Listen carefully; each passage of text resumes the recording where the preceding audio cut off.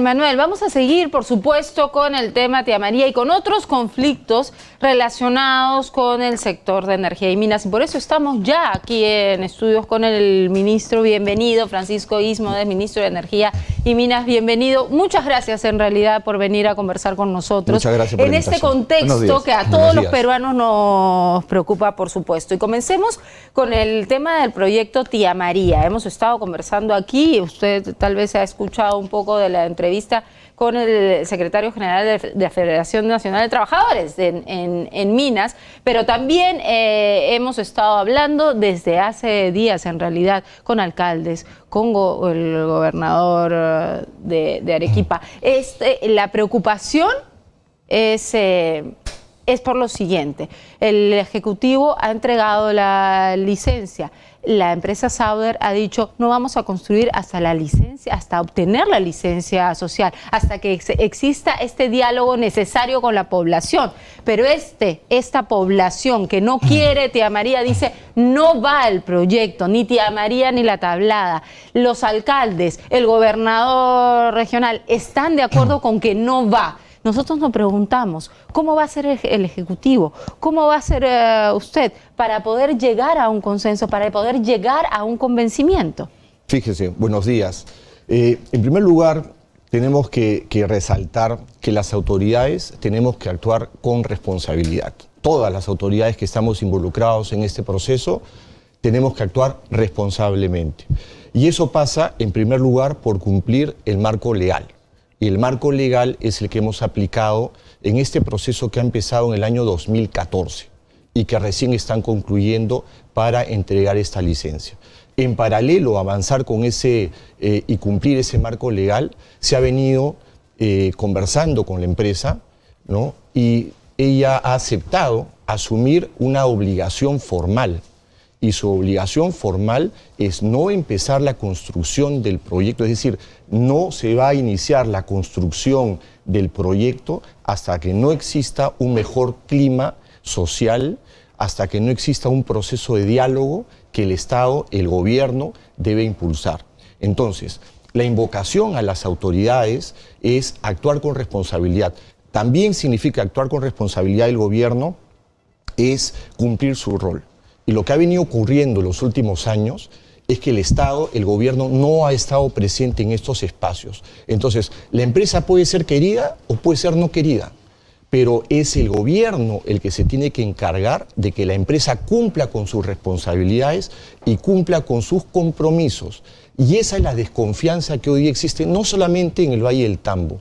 En nuestro país en general existe mucha desconfianza frente a la labor del gobierno. Por eso es que nosotros como gobierno tenemos que dar la seguridad a la población del Tambo y a sus autoridades que vamos a exigir el cumplimiento de la ley, así como hoy día lo estamos cumpliendo, ¿no? Entonces también hemos venido trabajando con los alcaldes de Islay en estos últimos meses, conversando de proyectos de desarrollo. Porque también hemos dicho como gobierno que donde hay riqueza en el subsuelo, tiene que haber bienestar en la superficie. Entonces, ya hemos iniciado, incluso trabajando con el Ministerio de Economía y Finanzas, la identificación de los proyectos que podrían empezar a invertirse o a desarrollarse pronto en Islay y en el Valle. Uno de ellos muy importante es agua y saneamiento. Es un proyecto de más de 900 millones de soles. Otro muy importante también... Para toda la provincia. Para la provincia. Para la provincia de Islay. Exactamente. Tendría que ser para la provincia. Correcto. ¿No? Luego también hay un proyecto de una presa de agua, que era una de las cosas que demandaban los agricultores, no solamente para darle mayor estabilidad a su agricultura hoy día, sino también para extender o crecer su frontera agrícola. Y eso le va a permitir mayores recursos. Entonces, nosotros como gobierno tenemos que cumplir el rol, así como actuar responsablemente nosotros y todas las autoridades, también cumplir el rol de garantizar que este sea un proyecto que traiga beneficios reales a la población y no como lamentablemente ha ocurrido en otros lados, en donde se promueve la minería, pero la población sigue siendo pobre y sigue sin tener beneficios. Pero no sé cómo van a hacer el asunto de romper el tema de la desconfianza, porque, claro, o sea, yo entiendo la postura del señor ministro.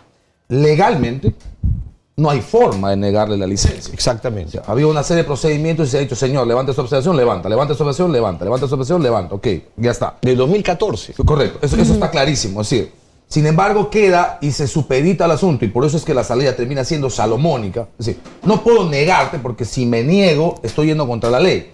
Pero tu empresa y yo Estado entendemos que más allá de la licencia de construcción hay una licencia social que no la tienes y que necesitamos trabajar, tu empresa y yo Estado. Y ahí se condiciona el asunto. Y ahí viene el mayor problema, porque en cuanto se ha dado la licencia de construcción, lo que hemos tenido es una reacción inmediata a un germen de un nuevo conflicto que el 2011 nos ha traído 3 muertos, que el 2015 nos ha traído 3 muertos y que ojalá el 2019 no nos traiga ninguno. Exactamente. Entonces, ¿cómo rompemos el tema de la desconfianza? ¿Cómo abrimos esa mesa de diálogo cuando acabo de conversar con la gente, acabamos de conversar con los dirigentes? No hay mesa de diálogo. Podemos armar mesas de diálogo para que el presidente nos dé otras cosas, pero no respecto de Tía María. ¿Cómo rompemos esa desconfianza? Fíjese, lo primero que hay que decir es que el consenso de autoridades locales, el propio gobierno regional y el gobierno nacional, el consenso es que el proyecto no se construya hasta que no haya un proceso de diálogo y hasta que no haya un mejor clima social. Entonces, en realidad, en nuestro país, hace muchísimos años, hablo más de 20 años, a pesar de las autorizaciones o licencias que se otorgan a las empresas mineras, también tienen que trabajar en tener un clima social favorable a la inversión. Así se viene actuando durante muchísimos años y acá no tiene por qué ser diferente. De ninguna manera vamos a imponer la construcción del proyecto. Por eso es que la empresa ha asumido este compromiso, esta obligación formal. Consta en el expediente de licencia el compromiso de la empresa, las comunicaciones que ha presentado al ministerio para no iniciar la construcción del proyecto. Y acá, perdóneme solamente para terminar, es muy importante que las autoridades que están impulsando o están promoviendo incluso este espacio de un reclamo, el cual respetamos. El reclamo definitivamente tenemos que respetarlo. Pero por otro lado, las puertas del ministerio y del gobierno están abiertas para todas estas autoridades transparentar el proceso que se ha seguido. ¿Han identificado los puntos? Claro, la desconfianza es el término general, está clarísimo. Pero, ¿desconfían de qué? Desconfían de, primero que nada, no creen que no vaya a existir una contaminación. Y ahí hay muchas preguntas. Por ejemplo, ¿qué va a pasar con el agua? ¿Es cierto que van a sacar el agua del mar? No creen que vaya a suceder esto. Pero además ellos creen más en las observaciones que no tienen solución de una organización internacional que se ha hecho a la tablada, mucho más que las observaciones levantadas por la empresa. Y esas observaciones dicen, de todas maneras va a haber contaminación. Hay preguntas como de dónde van a sacar el ácido sulfúrico que van a necesitar en este proyecto. Son demasiados ítems que la población y las autoridades están segurísimos que van a devenir en una no convivencia con la agricultura y en una contaminación de sus vidas. Fíjese, por eso es muy importante escucharnos. Nosotros escucharlos a ellos y ellos que nos escuchen. Mire, al inicio de la entrevista hablaba de actuar con responsabilidad. Nosotros, así como tenemos que aplicar el marco legal, y ese es actuar responsablemente, también tenemos que ver que nuestro país se siga desarrollando. Y una de las maneras de ese desarrollo, uno de los motores de ese desarrollo, es aprovechar sus recursos naturales, pero con responsabilidad. Ya lo hemos dicho en varias oportunidades, nuestro gobierno lo que busca es promover la inversión privada, en este caso en minería, pero con respeto estricto y absoluto al cuidado del ambiente y la buena relación con las personas. Entonces, por ejemplo, en este caso, uno de los primeros cuestionamientos antes del 2009 incluso, fue el uso del agua del valle, ¿no? Que la población se opuso. Entonces, la empresa cambió su estudio de impacto ambiental. Lo de UNOPS es antes. Sí. El último estudio de impacto ambiental ya no estuvo involucrado UNOPS. Esto ha sido después. En ese estudio de impacto ambiental... Ahí empieza el error, creo. Pero bueno, en fin, es otro tema. Fíjese, lo que pasa es que lo que ayudó UNOPS también estaba referido al tema del agua, ¿no? No, pero yo digo, si me permite 30 segundos, digo que ahí empieza el error, ¿por qué? Porque si hay una cosa que tiene empresa, Estado y agricultores para poner esta pirámide, que hasta ahora la verdad es una torre de Babel, porque no se ponen de acuerdo, es que no tienen puntos de consenso. Mire usted en el debate de Tía María, ¿sabes en qué estamos de acuerdo todos? En UNOPS. Y entonces, si estamos de acuerdo que UNOPS pone 130 observaciones, ¿por qué no hemos seguido observaciones en las que la gente cree? ¿Por qué no hemos seguido con UNOPS para que con UNOPS, que es una entidad en la que la gente cree, se levanten esas observaciones y el argumento respecto a que el segundo estudio de impacto ambiental, que lo valida el Ministerio de Energía y Minas, que es parte interesada en el tema porque finalmente quiere promover inversiones, no necesariamente está de acuerdo para defender el derecho de la gente? ¿Por qué no hemos seguido con UNOPS? Porque si era el elemento, digamos, de unidad. Claro, fíjese, eso ocurrió en el año 2009. Sí, claro. Y lo que la empresa hizo fue cambiar el uso, el aprovechamiento del agua del valle, y que en realidad eran pozos, ¿no? Por un agua desalinizada. Entonces, una de las preocupaciones que tiene la comunidad era referente al tema del agua, y eso se aclaró. Ahora, fíjese, el estudio de impacto ambiental establece una serie de compromisos y obligaciones que la empresa tiene que cumplir. Y el gobierno... Pero no creen en ese estudio de impacto ambiental, por ese eso, es el problema. A eso quiero llegar, ¿no? O sea, la empresa ha manifestado incluso estar dispuesta a tomar otras acciones complementarias que le den la garantía a la población de que no se va a contaminar. Por ejemplo, ¿no? La distancia entre este Tajo, la Tapada y el valle es de 3 kilómetros. Por ejemplo, ¿no? ahí es la primera cosa. Y hay una cadena de cerros, pero de la gente montañas agarra, que nos separa. Pero la gente agarra y dice, por ejemplo, es una primera mentira, porque hay 680 metros. No. O sea, primer tema de diferenciación, porque es lo que dice la gente. O sea, claro, dice el estudio 3 kilómetros. Ok, y la gente dice, señor, no hay 800 metros. Entonces, bueno, ¿cómo puede ser que no nos pongamos de acuerdo si eso es matemática? Bueno, así es, eso se puede evidenciar sin ninguna duda, ¿no? Pero justamente ese es el proceso de conversación que debemos de tener. Porque si ahí hay una cifra, una información que no es correcta, pues tenemos que corregirla. Fíjese, el gobierno lo que está haciendo acá es actuar con la responsabilidad de poder promover un proyecto que no importa qué empresa es. Yo tengo la impresión que no se ha hecho mucho. Y discúlpeme que se lo diga. Tengo la impresión que en relación al tema Tía María, el gobierno no ha hecho, bueno, no ha hecho mucho. Ha podido comenzar antes. Fíjese, nosotros hemos estado trabajando activamente en el proyecto. Hemos estado reuniéndonos con los alcaldes. He hecho un vuelo en helicóptero con los alcaldes. Pero hablando de Tía María. O sobre la necesidad con Tía María. Hemos hablado de Tía María, por supuesto que hemos hablado de Tía María. Y le hemos venido informando. ¿Y qué han que dicho este era un ellos? proceso administrativo que nosotros teníamos que cumplir de acuerdo al marco legal. Pero que estábamos dispuestos a promover este diálogo. Es más, el propio gobernador Cáceres Jica invita al presidente de la República a entablar o establecer una mesa de diálogo. Pero eso es hace y luego 10 se hace días. atrás. Bueno, eso bueno, hace un poco más, pero desde antes nosotros... 15 días, pero por ejemplo, desde antes nosotros ya nos habíamos... Ahora, usted es ministro de abril del 18. Si le tendría que preguntar es, de abril del 18 hasta hoy, ¿cuántas mesas de diálogo se han intentado? Porque lo que uno ve, y le digo, lo que uno ve es... En agosto vence el estudio de impacto ambiental. Ok, necesitamos correr. Y claro, 3 semanas antes le damos la licencia de construcción. Y claro, y levanta el germen de conflicto interno. Y la pregunta lógica que uno se hace es, en el año y pico de gestión del señor presidente Martín Vizcarra, ¿cuántas mesas de diálogo, cuántas reuniones, cuántas veces han ido al lugar para decirle al alcalde, al gobernador y a la gente, Tía María sí va, porque nosotros creemos que sí va y por estas razones y queremos escucharlos? Fíjese, para constituir una mesa de diálogo tienen que haber 2 partes. Nosotros hemos permanentemente estado en contacto con las autoridades locales. El Ministerio de Energía y Minas, por ejemplo, con el Ministerio de Economía y Finanzas, hemos empezado en septiembre del año pasado fondos para la implementación de centros de salud, más de 100 millones de soles que se han empezado a invertir en el año 2018.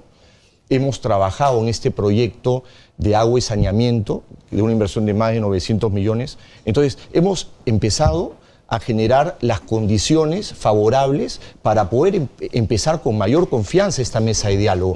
Hoy día consideramos... Pero no se ha hablado directamente, desde septiembre del año pasado, no se ha hablado directamente del proyecto Tía María, diciendo, va a ir Tía María, para que ellos no puedan decir, oye, hoy en día nos sentimos traicionados, esto es una traición del presidente de la República. Fíjese, lo que hemos nosotros hecho en todo momento, yo en los medios de comunicación en Arequipa también he sido muy claro, es que nosotros teníamos que cumplir el marco legal, pero también hemos dicho que como gobierno debemos actuar con responsabilidad y cumpliendo nuestro rol. Nosotros estamos dispuestos a mostrarle a la población que ninguna actividad minera va a desarrollarse afectando la actividad económica de terceros. Pero esto es solamente un compromiso de la empresa. Si la empresa rompe su compromiso, ¿qué le pasa? Eso está en el trámite que se ha seguido con la empresa. La empresa ha presentado estos compromisos formales. Porque la gente no cree en el compromiso. Bueno, tanto la población como los mismos trabajadores, que el representante estaba acá, ha dicho que no creemos que vaya a cumplir, ellos van a construir. Por eso es invocar a las autoridades a actuar con responsabilidad. El ministerio tiene las puertas abiertas para mostrarle absolutamente toda la documentación, porque es un trámite administrativo ya concluido y bajo principio de transparencia. O sea, ¿le pasa algo a la empresa si es que comienza a construir? Pero por supuesto, estarían cumpliendo un compromiso que ha asumido, una obligación que ha asumido. De cara al corto plazo, a partir de ahora, a futuro, dada ya la licencia de construcción y el compromiso de que no se haga hasta que el relacionamiento pueda ser efectivo y finalmente se pueda dar la licencia social. ¿Qué van a hacer desde el gobierno? Acciones concretas desde el gobierno, teniendo en cuenta que la población está movilizada, que el 15 arranca una huelga indefinida, que el señor Cáceres Yica acaba de llamar traidor al presidente de la República en uno de los tuits más duros probablemente de los últimos tiempos. ¿Cuál es la estrategia del gobierno? Bueno, sí, y refiriéndome al gobernador, lamentamos que tome esa posición cuando él mismo había planteado una mesa de diálogo, ¿no? Y se le está diciendo, fíjese, hay el espacio de tiempo para esa mesa de diálogo porque el proyecto no se va a ejecutar, ¿no? Y así es como ocurre en nuestro país. Los permisos se otorgan, pero el clima social tiene que ser favorable a la inversión. Nosotros lo que estamos haciendo es poniendo muy claro con las autoridades y con la población, y por eso el agradecimiento que me permitan informarle y dirigirme a los pobladores del Tambo, a decirle no solamente que el proyecto no se va a iniciar hasta no tener un mejor clima, sino que tenemos proyectos identificados importantes que puedan realmente mostrar en algo que tampoco no se cree, que un proyecto minero pueda generar realmente beneficios a una población. Yo preguntaría, ¿no? ¿Cuántos años sin agua y saneamiento tiene esta provincia y cuántos años más van a pasar para que puedan tener? Entonces, realmente actuar con responsabilidad y cumplir nuestro rol como el Estado es dar esos beneficios. Me parecería importante que la población que está en contra de esto escuche. ¿Qué ejemplo hay de una explotación minera así, con las condiciones de clima que hay en Islay y que haya convivido perfectamente, en perfectas condiciones con la agricultura? Bueno, fíjese, yo le puedo hablar de proyecto, vamos a decir que Yabeco, por ejemplo, ¿no? O sea, que está en construcción en este momento, ¿no? Pero todavía no está conviviendo actualmente, pero lo que se ha hecho es, por ejemplo, se está construyendo presas de agua que van a dar mayor volumen de agua a los agricultores. Pero todavía no tenemos ahí resultados de la contaminación. Pero había un conflicto, había una situación de descontento de la población, no querían el proyecto. Y finalmente, después de un proceso de diálogo y de compromisos concretos de la empresa, se pudo empezar la construcción, que es la que hoy día viene. Y así en nuestro país no existe un solo, o sea, hay varios casos. No le puedo decir en este momento un caso en particular. No me puede decir un caso en el que esté conviviendo sin que se haya contaminado realmente, porque tenemos todo lo contrario, tenemos la Oroya, por ejemplo. Por supuesto, fíjese, existe hoy día casos puntuales emblemáticos de minas o de proyectos que no han avanzado.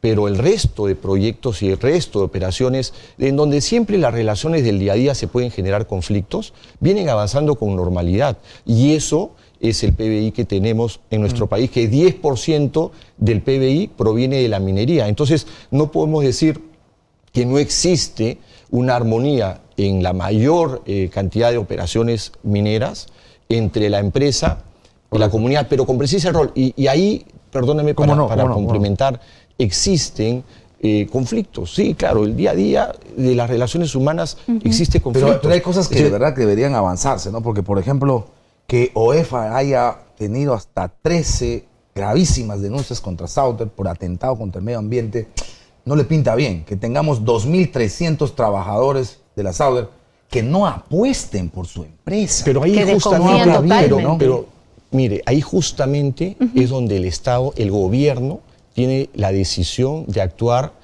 ejerciendo el rol. Pero ¿por qué nos habla Por siempre eso de futuro? exigir. Porque, por ejemplo, ¿qué dice el trabajador?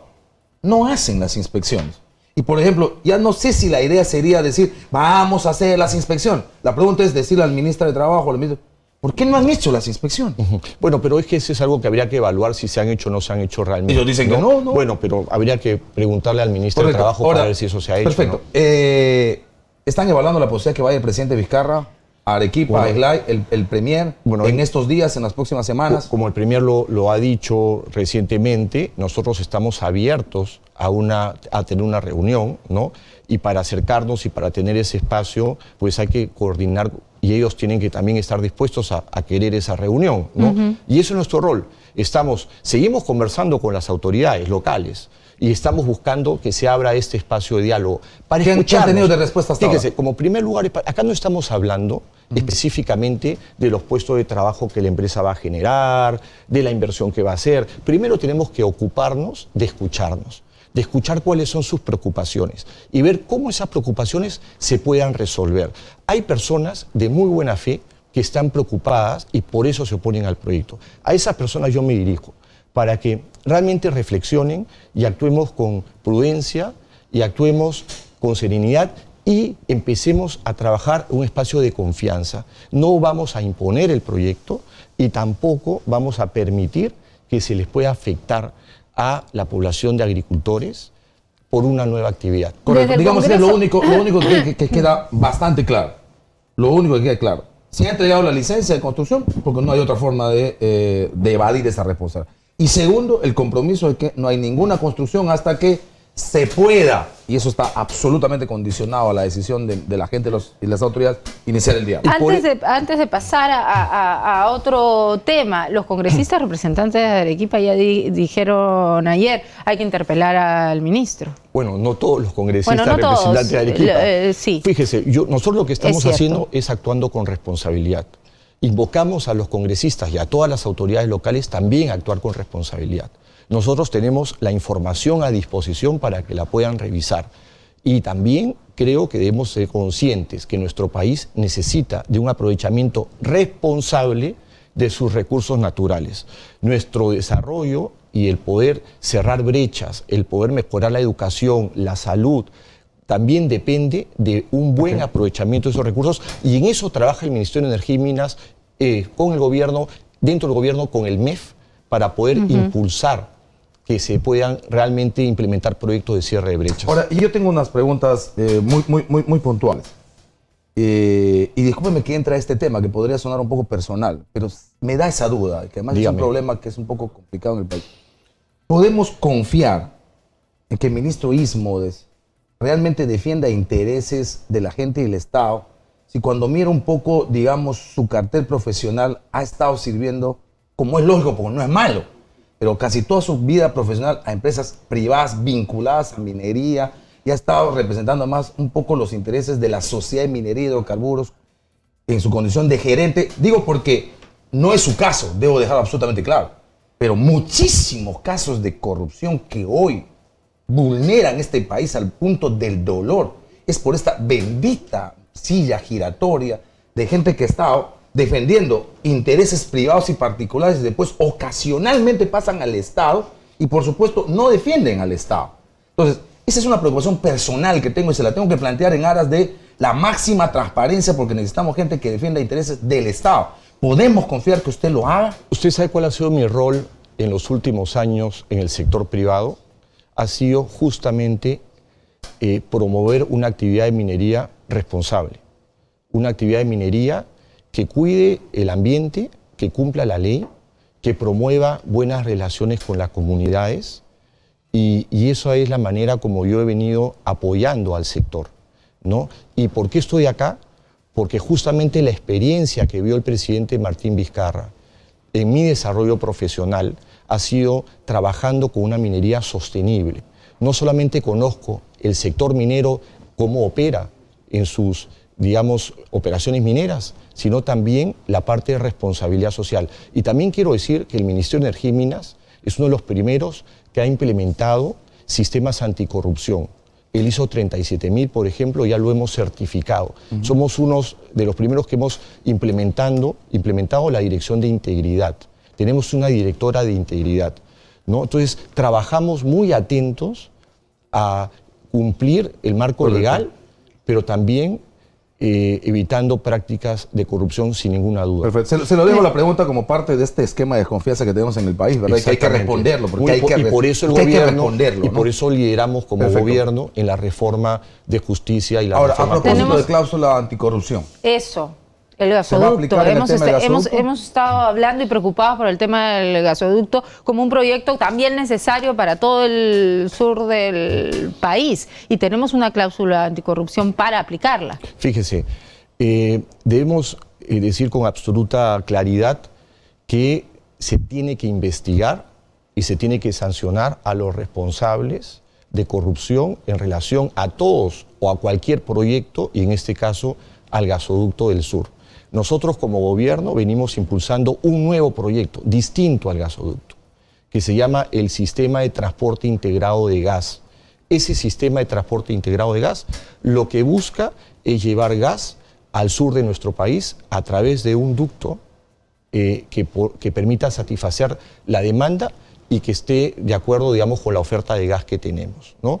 Tenemos una consultora contratada que está viendo alcances técnicos. Cuyo plazo ya venció, Sitgas, para que presente informe que tendría que estar entre marzo y abril. Pero fíjese, ellos cumplieron con presentar el informe, pero faltan 2 sitios. Pero luego, fíjese, luego esos informes son revisados por el Ministerio de Energía y Minas, porque no se los podemos aprobar simplemente leyéndolos, ¿no? Entonces les hacemos las observaciones, ellos se toman su tiempo en resolver las observaciones, y eso es lo que hace que se demore. Ya ha emitido el tercer informe, falta uno, okay, que tiene que emitirse ahora en julio, ¿no? Nosotros hemos visto, sin perjuicio de ese estudio técnico, que el sur de nuestro país necesita gas, y necesita gas con un ducto que se acerque a las regiones, que pueda sacar ramales y llevar el gas para poder desarrollar el gas domiciliario y gas industrial a través de redes, ¿no? Ese es el trabajo que estamos desarrollando. Ahora, lo que hoy ya tenemos respecto del gasoducto del sur es efectivamente una situación de corrupción que se empieza a conocer hoy día, pero también tenemos un activo que fue construido con recursos que pagó el Estado en su momento, sí, y que están siendo ahí custodiados. ¿De cuánto estamos hablando? ¿Más de 1.000 millones? Más o menos, entre 1.000 millones de instalado y otros 1.000 millones de activos ya adquiridos. ¿Todos esos son recursos del Estado? Son recursos que parte de esos evidentemente pagó el Estado y que están todavía en de titularidad del anterior, del consorcio. La aplicación de la cláusula anticorrupción no haría que eso quede finalmente en manos del Estado, reduzca el costo del proyecto. Le explico. Ese contrato quedó resuelto ya hace un tiempo atrás. Sí, con el presidente Pedro Juan Gutiérrez. Se aplicó una cláusula que decía que como ellos no habían conseguido el financiamiento, ese contrato quedaba sin efecto, sí, ¿no? Ya se resolvió. Habría que evaluar si... No, pero tenemos un juicio en CIADIA.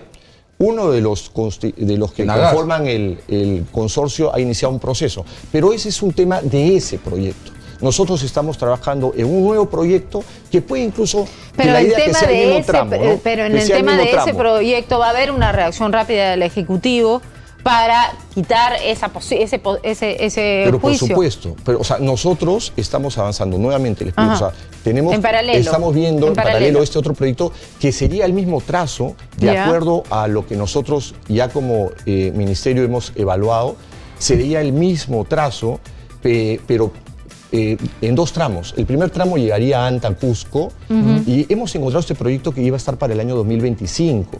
Y lo estamos jalando para el año 2022, pero estamos viendo cómo lo mejoramos. Y estamos celebrando un convenio con el gobierno regional del Cusco, porque uno de nuestros objetivos es que Cusco, de donde proviene nuestro gas, tenga realmente acceso al gas, que es lo que no ha pasado en los últimos años. Para ver si la he entendido bien. No aplicamos la cláusula anticorrupción. No, eso es lo que tenemos que revisar. ¿no? Pero hay su un contrato ya resuelto. correcto, pero su razonamiento es, ya está resuelto el contrato y no podríamos aplicar la cláusula anticorrupción porque eso nos llevaría a resolver el contrato que ya está resuelto. Entiendo que sí, pero es lo que hay que revisar. Pero el asunto es que si aplicamos cláusula anticorrupción pierden activos la empresa. Y esos activos perdidos pasan a manos del Estado y el proyecto puede reducirse enormemente favoreciendo intereses de la gente. Eso es un tema que los abogados del Ministerio y del Gobierno tienen que revisar. El Ministerio de Justicia está muy atento a esa situación. No nos podemos ir sin hablar de lo de Loreto. ¿Cuál es el diagnóstico actual de lo que ha sucedido? Mire, es lamentable la situación que se vive en Loreto por varios motivos, ¿no? Uno, porque nosotros como Estado y como Gobierno no hemos sabido por años llegar a estas poblaciones que están, digamos, relacionadas al hidrocarburo y que no tienen energía, no tienen agua. Entonces, hemos venido reuniéndonos con las comunidades, pero claro, hay mucha impaciencia, ¿no? Entonces, basta con que un líder diga, bueno, mira, no estás avanzando rápido, queremos más velocidad, como para que se generen estas situaciones. Yo he estado el día lunes reunidos con el gobernador, me parece. Hemos estado con el gobernador, pero también hemos estado en una reunión directa con representantes de las federaciones de las comunidades nativas, y con alcaldes, sin ninguna duda, el Datén de Marañón, por ejemplo, y hemos definido reunirnos entre técnicos, en primer lugar, para establecer un cronograma de actividades que nos pueda decir con claridad y que ellos puedan confiar cuáles van a ser los pasos que vamos a dar para tener mucha más atención en el desarrollo de proyectos, de desarrollo social para toda la Amazonía, no solamente para los que reclaman. Claro, pero los que reclaman están diciendo, nosotros queremos hablar aquí en San Lorenzo, que vengan aquí. ¿Van a ir? Por supuesto que vamos a ir, pero ellos tienen que poner una medida de fuerza porque en un diálogo tiene que haber un espacio distendido, un espacio de armonía y no podemos estar sujetos a una presión como una toma de la estación 5, como este caso. Pero ellos están pidiendo dialogar en Saramí. Dice que en Saramí no hay protesta. No, hemos quedado están en la estación San Lorenzo. En San Lorenzo. Y que se frustró la vez pasada porque no se porque no fue el ministro. Sí, porque no fue el ministro. No, el ministro estaba en disposición. El ministro Salvador Solar no fue. Pero ¿por qué no fue? Porque había una situación. No, había una situación que no era de seguridad para poder asistir a San Lorenzo. El presidente no tenía seguridad. Es que la población estaba realmente... Pero la población fue lo que dijeron, venga, que lo estamos esperando. Yo también estaba viajando. Había un grupo de pobladores que estaban esperándonos para poder tener esa reunión, ¿no? Pero habían otros líderes y con quienes habíamos estado conversando, y habían otros líderes que no estaban de acuerdo en que la reunión se lleve en el lugar donde se había quedado, con los actores que se habían quedado, y entonces esa es la parte que generó un conflicto, y por eso es que no, y avisamos, pero sí fue un equipo del Ejecutivo, que tampoco ni siquiera con ese equipo del Ejecutivo se pudo desarrollar la reunión. Pero bueno, hemos estado reunidos, el día lunes he estado con el viceministro de Gobernanza. Pero lo que pasa es que si ustedes condicionan al levantamiento, están poniendo una razón para que no haya diálogo. Pero fíjese. Porque si lo hacen en San Lorenzo hay todas las garantías para conversar. Pero fíjese. La toma es en la estación como un tema de principios, cuando uno se sienta a negociar, no se sienta pues en un espacio con una estación tomada, Ministro, y con una amenaza directa. Bueno, las últimas 5 meses de diálogo ha pasado eso mismo. Ellos están dispuestos a reunirse en San Lorenzo. Pero además están, el día de ayer, no sé si ya están los resultados, porque hasta la noche no los tenía, ellos estaban disponiendo el levantamiento de esta medida de fuerza. Es una medida de fuerza. Uno no puede negociar bajo presión. ¿Cuándo se van a reunir? Uno tiene que negociar en un espacio positivo. ¿Cuándo se van a reunir? Si es que el tema avanza bien, el día martes de la próxima semana. Estamos de acuerdo que el abandono por tantos años de esa zona explotada atiendan a mi tierra, es lo que ha provocado. Fíjese, esto. Yo he viajado más de 10 veces a Loreto en su conjunto. Me he juntado con Mayuriaga, he estado en Mayuriaga, he estado en Chapís. Hemos avanzado. El Ministerio de Energía y Minas, ¿qué se ha avanzado? Por ejemplo, el Ministerio de Energía y Minas tiene un programa de electrificación rural para estas zonas aisladas en base a paneles solares, ¿no? Y hace muy poco, que estuve en Mayuriaga hace un par de semanas, hemos asumido el compromiso que ya ese expediente ya está desarrollándose y que vamos a empezar la ejecución de ese proyecto. ¿Cuándo? En enero del 2020, ahorita. ¿Ya? Y va a estar concluido en julio. Entonces, esto, por ejemplo, es una ciudad que ya tiene, es la primera, bueno, dentro de otras que ya se están desarrollando, que va a tener la energía a través de paneles solares. Pero también es importante decir que a lo largo de todo el oleoducto, el Ministerio de Energía y Minas ya tiene identificada todas las poblaciones a las cuales vamos a intervenir con electricidad. Y el gobierno ha promovido una ley, que es una ley, se llama Ley Multipropósitos. Entonces, los proyectos de electrificación rural antes llegaban y solamente ponían alumbrado público o alumbrado domiciliario. Ahora la electrificación va a poner bombeo y potabilización de agua, usos económicos de la electricidad, telecomunicaciones como por ejemplo internet. O sea, la electricidad va a llegar, el proyecto de electricidad con otros proyectos comunitarios. Y eso va a Pero dar hay otros mucho más ministerios rápido que tienen que trabajar ahí, o sea, salud, educación. Por supuesto, pero también estamos avanzando con ellos. Hay una serie de compromisos que en otra oportunidad me encantaría presentar. ¿Cómo no? Sí, porque nos ha ganado el tiempo, ministro. Le agradecemos enormemente que nos haya dado la posibilidad de conversar, de plantearle la pregunta que estoy seguro la gente también quiere plantearla en todos estos lugares de conflicto. Ha sido usted muy gentil. Muchas gracias. Muchas gracias por también. estar con nosotros. Nos vamos a una pausa. Regresamos de inmediato.